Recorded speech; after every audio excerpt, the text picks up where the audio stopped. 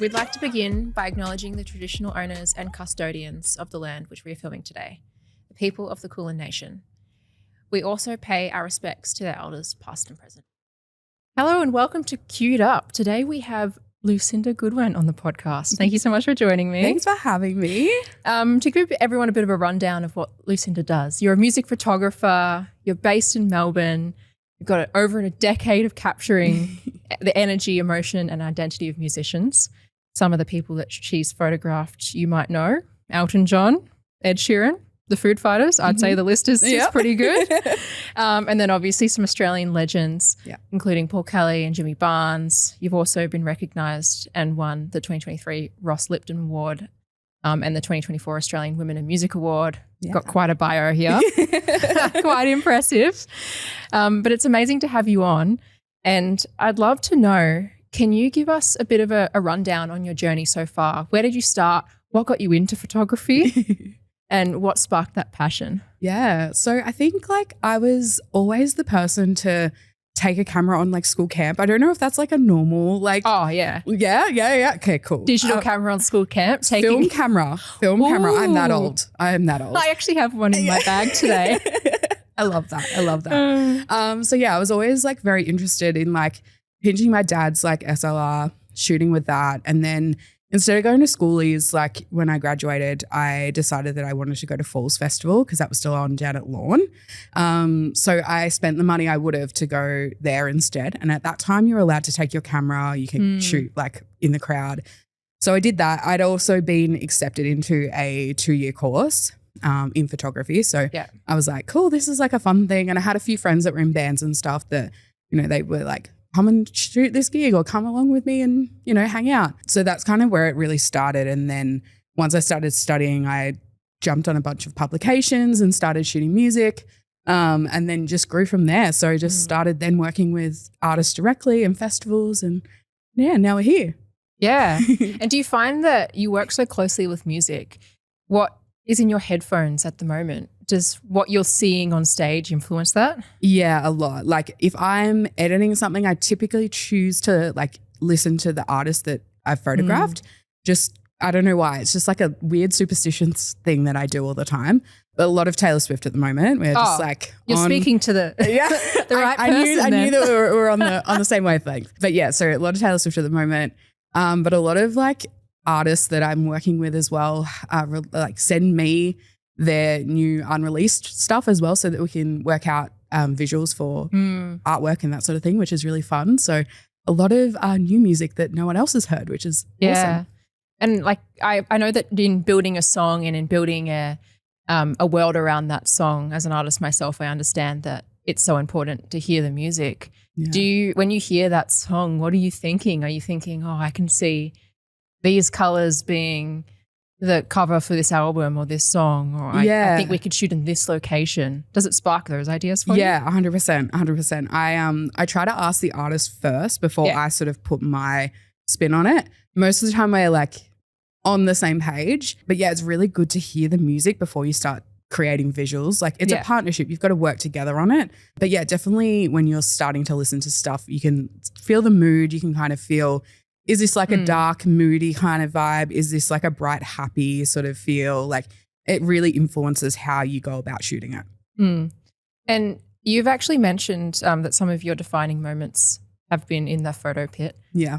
When have you realized that, you weren't just documenting music, you were living it and you were, living and breathing the industry? I don't know. That's such a profound way to frame it, and I don't know if I've actually realized that yet.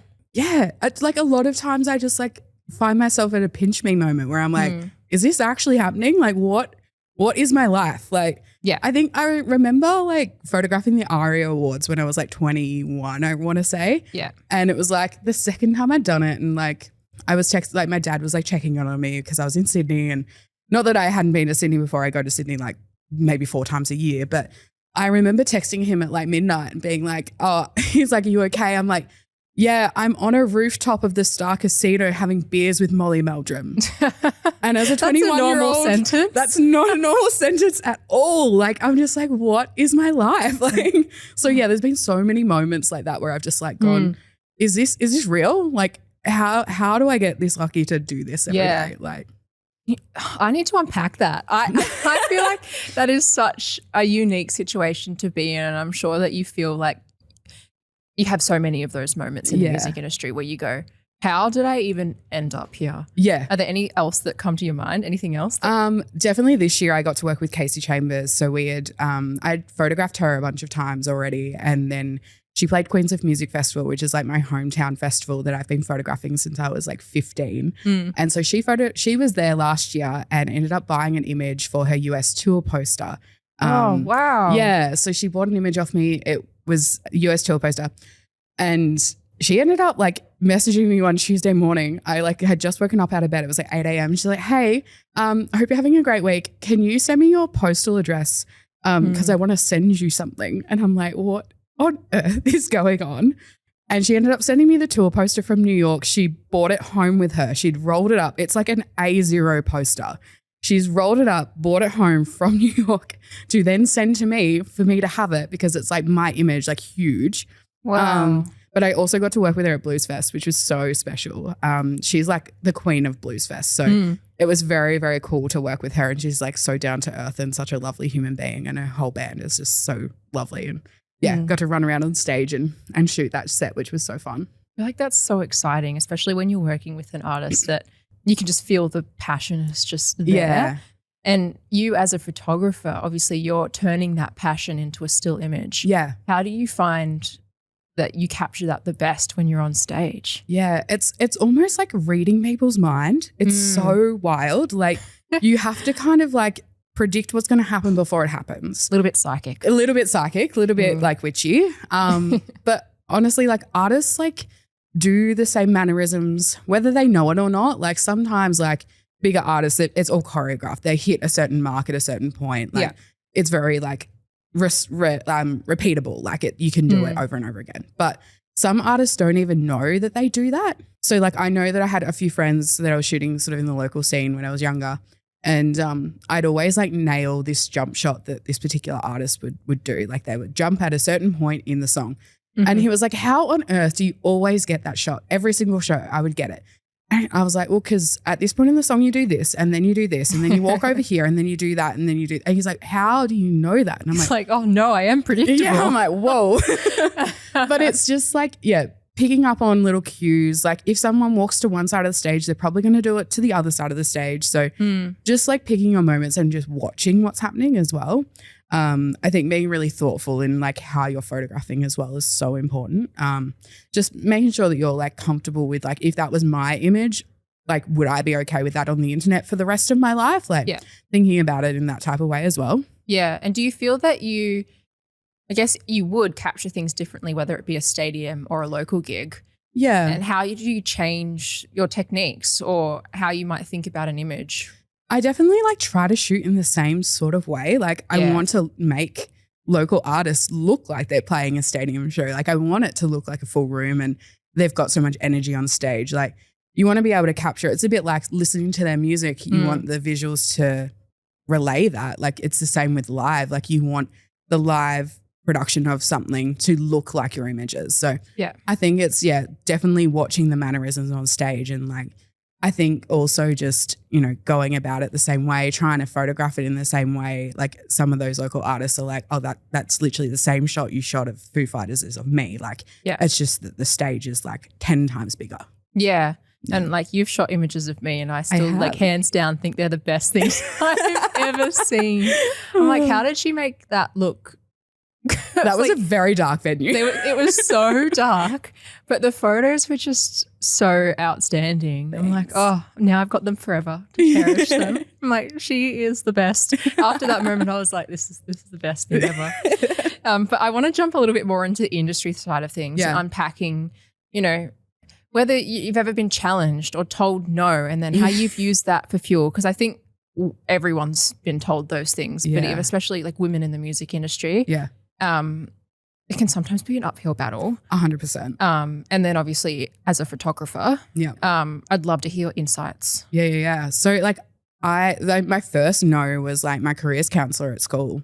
It was like, do not do photography. I was very much into my sport when I was younger. I was like state netball, state swimming, like all of the things. High achiever. Yeah. Yeah. You know, type A human. But yeah, I like was doing art a year ahead of myself, and I got through halfway through year 12 and was like, I don't know if I can do something that's not creative for the rest of my life. Like, I'm not sure this is the move for me. So I ended up applying for a bunch of photography courses. I had a folio because I'd done that the year before. And the careers counselor was like, you probably should pick something that's a little bit more stable and, you know, a little bit more sensible. And I was like, yeah, nah. That's always the way. 100%. A little bit more sensible. Yeah. That's not a career. That's not a career. All of the things, I heard it. I had friends around me and like a partner at the time that was like, you don't want to do that. You're never going to make it. Like, I was like, just watch me. Here we go. Just watch me. So I am a very stubborn person, or driven. You pick your way. But yeah, I was like, right, I'm going to do this. I'm going to make sure that, yeah, I chase it. My parents were supportive, but they were also like, you need to make this work. Like, yeah, you know, it's a pretty big, scary step. And yeah, I went and did study for 2 years and went about it and was out shooting. I had lots of photography jobs after that as well. I did school photos for like 6 years, which was fun. Interesting. Yeah. And then I taught for like 6.5 years as well. So I taught photography and social media content creation, all of the things as well. So I've had like big girl jobs in photo for a very long time. Oh, did you make all the kids do is it the ones where they like, put your hands on the chair? Yeah. And you're like. Yeah, the awkward family photos. Yeah. Yeah. There was a fair few of those happening at some stages. I've got a few of those. And it was like my ugly duckling phase. Oh. So when I don't dye my eyebrows, it looks like I have no eyebrows. And I was like, oh, I can't do this. They need to go into a box and never be seen again. But it's so interesting to hear you talk about how you got there and the no's that have been said along the way, because I think we all have similar experiences when we're going into the creative fields. I personally was maybe not told no, but things were made harder for me because people didn't believe it. Yeah. I think girls in the industry especially, like, you're also, it might not be no, but it's like you're looked down upon, or you're looked at as if you're not important, or you can't do the same thing as men. Like, I know in general the music industry is very male dominated, but then the photo pit is also like probably a step above that as well. There is so many times I'm the only girl in the photo pit, and the amount of times I've been asked by a security guard whose girlfriend I am. Wow. Because I have a photo pass. I'm like, no. Let's get this sorted out real quick. But a lot of like all male teams as well. Like I've done some production stuff with Mosh Cam and all male teams. Mind you, all male team, so lovely, so beautiful. So we're not talking in the sense of like we don't want any men in the photo pit, but yeah, it's definitely like nice to see more and more females in the things that I do in the music industry as well as a whole. Yeah, and I think that it brings a different eye and a different perspective, 100%. Especially in photography, because someone who's had experiences that are different will look at a photo differently and will think about how they frame something differently. And I think in every industry we need that diversity. Yeah. And I think it's happening, but we're not there yet in the music industry. It's obviously always been historically a male-dominated field. Yeah.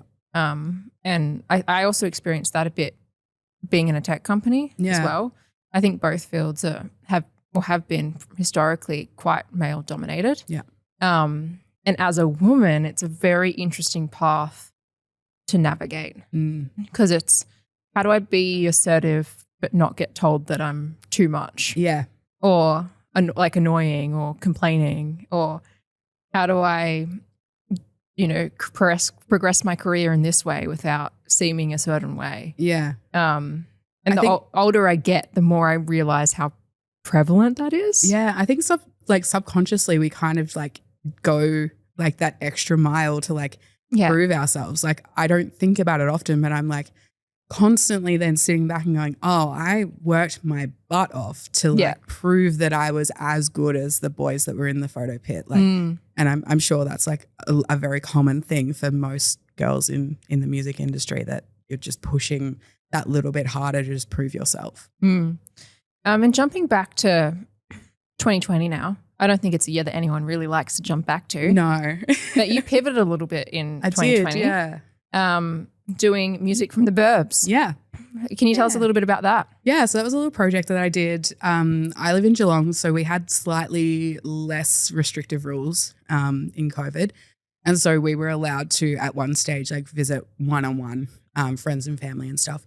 And I was teaching from my bedroom every day. And that was a lot to like, we had to practically set up a podcast studio in our bedroom to teach a bunch of students how to use Photoshop. It was wild. But with that came like trying to do more video stuff. Like I knew that the industry was going that way. Yeah. And so I was like, right, this might be a good opportunity for me to kind of get that sort of going again. I'd done a couple of units in school, but I hadn't really gone and flexed that muscle anymore. So I reached out to a bunch of my friends who are musicians through the local scene and was just like, hey, would you be interested in doing an acoustic little performance in your backyard or when it was safe to do so, like inside their house, and lit it and did all the audio and stuff by myself. And it was like a very big learning curve. Yeah. And then I would just release those tracks sort of like week by week. So got very good at video editing, got very good at like shooting like multi-camera setups, and just like it was also that thing of like having that community that we had lost as well. Yeah. I hadn't seen these friends for a little while, and like you're not running into them in the street or like going to gigs or anything with each other. So it was this way of like connecting a little bit as well. So yeah, that was a really fun project I worked on for a little while there too. I feel like everyone was doing very interesting things during COVID. But it also Pivot was the word, I think. Pivot, which just makes me think of, I don't know if you're a Friends fan, but I like Friends in this one episode where they're trying to carry a couch up the stairs. That's all I think about. That's what I grew up on. My brother forced me to watch Friends. But yeah, everyone was pivoting. Everyone was doing things that were different. But it just also shows me like your true entrepreneurial spirit. Yeah. Because I was out there making bread and you were we were all doing our part, you know? Absolutely. No, I think it's really cool. And so many amazing things came out of that time, as awful as it was. And I think this is one of them. What do you think it brought you creatively? Do you think it created that spark in a time where other things were not there? Yeah, I think so. I was also going through a really hard time like just before COVID. So I was at a point in my career where I was like going to give up. Wow. I was like really like wasn't loving it. And there was just a few things going on in my life and I was just like, I don't know if I want to do this anymore. And then COVID happened. And then I think about 3 or 4 months in, I was like, oh, if this doesn't come back, I don't know if I'm going to be okay. Yeah. And so I think it put perspective into like, I never want to take that for granted ever again. Like, yeah. So I think the fuel to the fire was kind of there from that point. It was like, I want to get back to doing the thing that I was doing. Yeah. Yeah, it was probably one of those moments where everything was put in perspective and you go, oh, wow. I've had so many moments where I've had many different careers, as some people like to say, and done lots of different things. But for some, like I've always been drawn back to music. And for me, it's just kept pulling me back in, even when I've been like, oh, I can't do this anymore, or this is too hard, or even as an artist being like, this is just financially exhausting. Yeah. But there's always a part of the industry that pulls me back in. I'm like, okay, I guess this is where I'm staying forever. This is my path. Yeah. Is there anything that you could, or any advice you could give someone who is wanting to break into the photography industry, whether that be in music or portraits and stills, that are starting their career?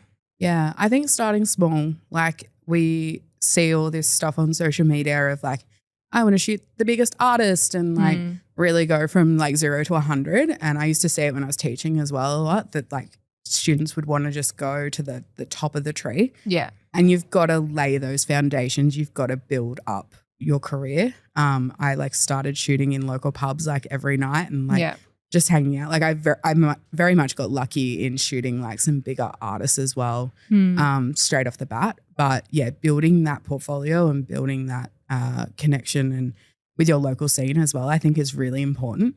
The other thing to note is that you never know who's in the room, and you never know who might give you an opportunity later in life. Yeah. And so you just need to be kind to everybody. Like it's just, and that's just like in life in general, but like just you never know who might be able to help you later.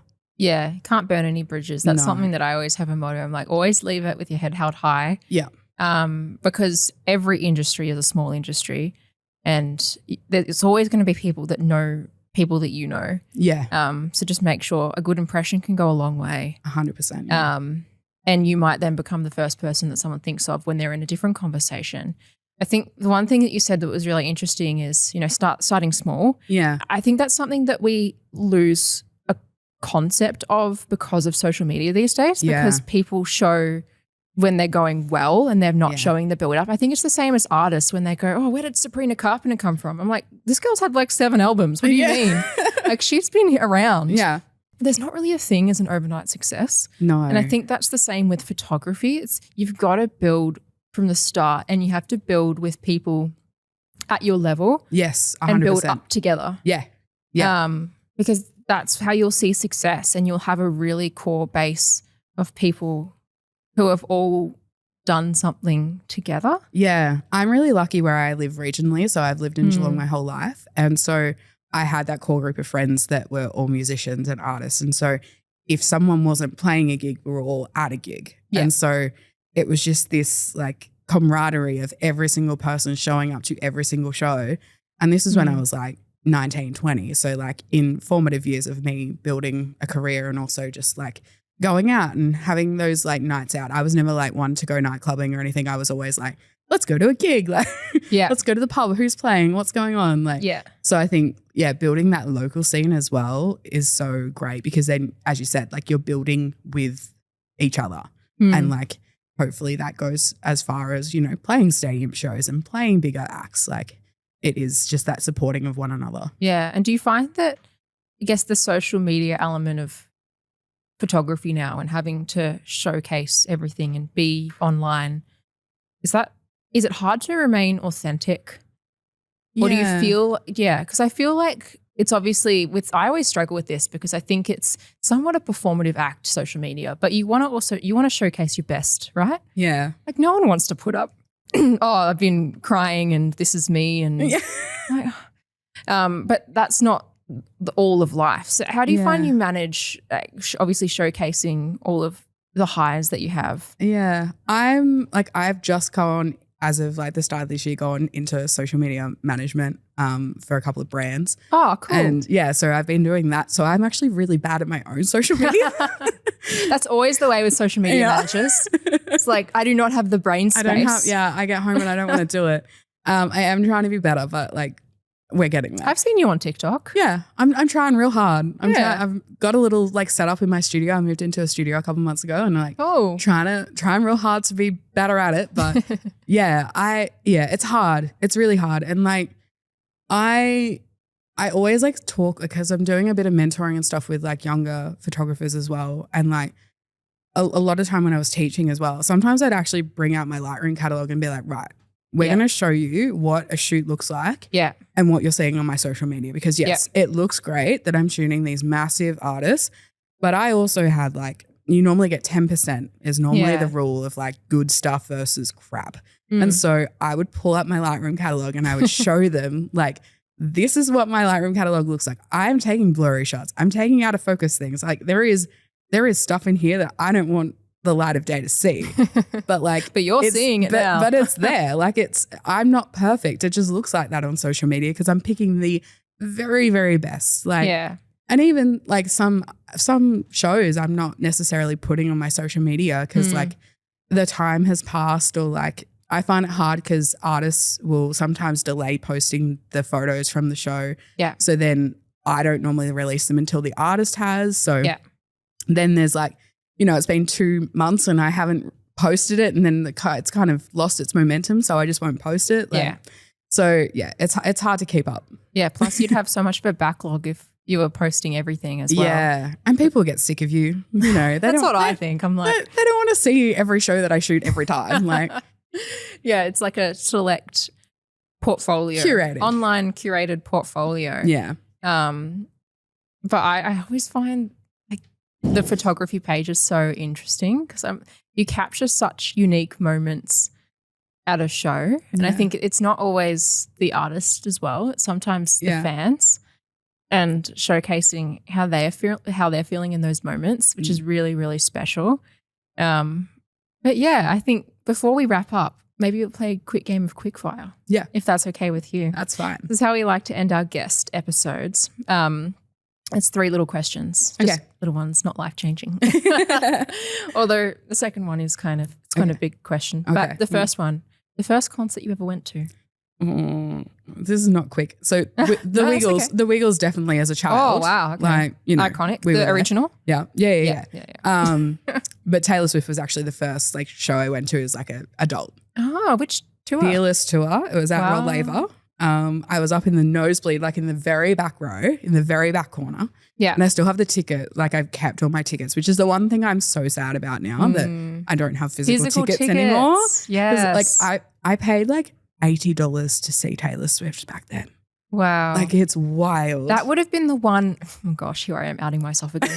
The one. It's fine. We're outing ourselves together. The one after she played 170 Russell the year before. Okay. And I know a few people who went to that show. Wow. I'm like, wow. I think the tickets were like $25 or something. Yeah, crazy. This is why you got to get on artists early. Yes. And follow them and support them. Oh, I love supporting artists at the foundation stage of their career and then seeing them thrive. Yeah. It's one of the best feelings. So much fun. I like photographed Gang of Youths when they were playing Workers Club. Did you? Yeah, I was used to hang out with them all the time and they would play Workers Club and they played Workers Club in Geelong and then they went on and played full-blown stadiums. It was so cool. The sticky floors of Workers Club. Yeah. It's a stadium. So what a progression. Yeah. Question 2. Yeah. Album that changed your life. Oh, I'm so bad at listening to albums. Are you more of a single person or do you just jump around? I jump around so much, and like it just changes week to week too, like crazy. But yeah, maybe Taylor Swift. Yeah, maybe like a Reputation kind of vibe. Yeah. I think that was like a pivotal time in my life as well, so it all kind of lined up. I'm the same. I feel like with that album, it got a lot of criticism when it came out. Yeah. But at the time of my life, it's just what I needed. Yeah. And I think that's with most albums and most art is that you understand it the most if you're in that point of life. Exactly. And then you might come back to it 20 years later and go, oh, I didn't understand it then, but I understand it now. Yeah. Because I've experienced those things. Yeah. And last question, what's your coffee order? I am a skinny latte kind of girl. Oh, you did expose this before because we did get a coffee. Oh, before. We did get a coffee. It's my 3rd coffee for the day. So, really? That's a lot. That's a lot for me. 2 is normal. Okay. 3 is pushing it. Yeah, I can't do more than 2 is pushing it for me. I start to get heart flutters and shakes. I have heart flutters when I haven't had my 2nd coffee. Oh, really? I feel like that's scary when you know you're a little bit addicted. Yeah, I'm a little bit dependent on coffee. Oh, yeah. It was 2 weeks ago, my coffee machine at home broke and it was devastation for about 4 days. Oh, gosh. It's okay. My dad came and fixed it. Thanks, Dad. Shout out to my dad. Well, where can people find you? On socials? You have a website? Yeah, I have a website as well. Although I don't really use it. It has been updated in a long time. Yeah. I feel like Instagram's the best place to find me, which is Lucinda Goodwin Photography. Oh, amazing. Yeah. Well, thank you so much for being on Queued Up. Thanks for having me. It's so lovely to chat and to hear about, how you've got to where you are. And thanks for watching, everyone.